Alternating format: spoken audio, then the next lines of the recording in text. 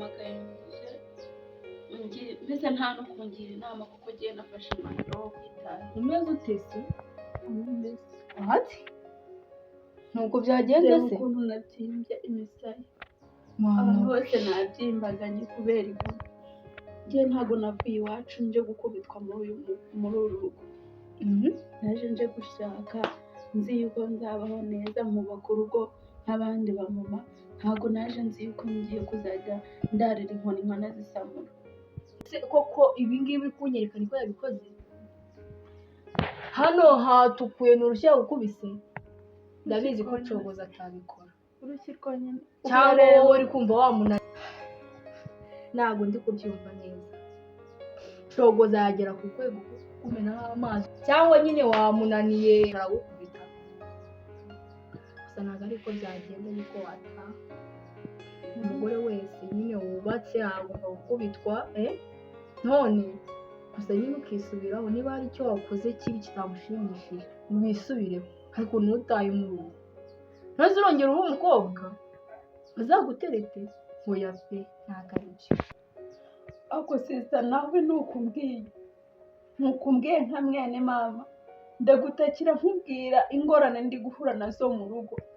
Ese ejo mu gitondo ntabwo uzagenda bikakubaho? Mva nkubwira njye nafashe umwanzuro udakuka. Ntabwo ibi bintu nabyihangana byo guhora nkubitwa. Ndateka ibiryo ntabwo mbasha kubirya, ari icyayi simbasha kukinywa. Ndatereka ibiryo ku meza natangira gukoramo urushyi rukaba ruravuze biraje. Ntabwo nabyihanganira ese reka zimubwiye muvandimwe pe nawe urabizi waje mu rugo rwiza harimo ibyo kurya umva mbese urambara ukabegwa. Umugabo wawe ndabizi ko agukunda. Niba yanakoze ikosa ryo gukubita wikumva yuko ureba ibyacu n'ubundi bagiye kuryoha mu munsi oya pe hindura gahunda. N'uwari we wese yakubwira yuko atari icyo bitari cyo gutaha hari ukwihangana ku rugo rwawe sibyo kwitaha ntabwo basi gerageza amahirwe yawe. Urabona nzihangana kugeza ryari? Mpora nkubitwa buri munsi. Nzihangana kugeza ryari? Wumva ibyo bintu ari nkawe byishyireho. Wabyihanganira kugeza ryari? Umugabo ndamwubaha pe nkoresha ibishoboka byose. Ubu ngubu ikintu yankubise mpora nkuko namuhaye amazi mu itasi. Ese itasi kuyinyweramo amazi hari ikintu bitwaye? Ngo ni igikombe cya parasitike ngo ntawe ukinyweramo amazi. None se twabiguriye iki?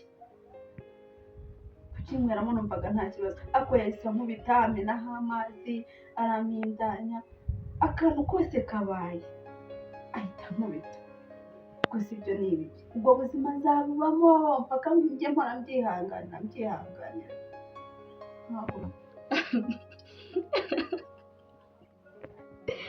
Ariko urasetsa ni ukuri. Urambwira ati yagukubise wamuhaye mu itasi n'ibirahure byuzuye hariya gusa urumva utakosheje? Nawe wisubireho hano wumve yuko uri bwatangiye ntunahane muri kiriya cyaro bose akareka ntibikunda. We